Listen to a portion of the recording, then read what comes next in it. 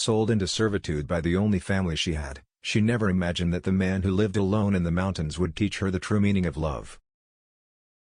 The snow had barely melted from the peaks when Eliza arrived at the edge of the widow's cabin, bundled in a thin cloak and carrying nothing but a small bundle of clothes. Her parents had called her a burden and handed her over to work as a maid for anyone willing to take her in.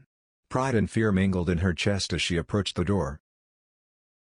Inside lived Jonah, a widowed mountain man with a face weathered by years of isolation. At first, he spoke little, his eyes cautious, measuring the girl who would now sweep floors and tend fires. But in his quiet way, he noticed her courage, how she worked tirelessly without complaint, how she tended the small garden and cared for the cabin like it were her own. Winter passed, harsh and biting, but Jonah always made sure she ate first, that her chores were not too heavy. Slowly, laughter began to fill the cabin, a sound neither had heard in years. He taught her to hunt and track, to read the changing signs of the forest, and to understand the rhythm of the mountains. One evening, after a long day of chopping firewood, he handed her a carved wooden pendant. "For keeping the cabin warm. And my heart too," he said simply.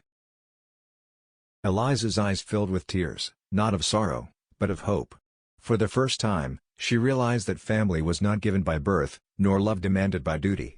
It was earned quietly, in shared laughter, in protection, in small acts of kindness. By spring, the mountains were alive with color, and so was their small cabin. A girl once sold as a maid had found a home, and a man who had lost everything had found someone to share it with.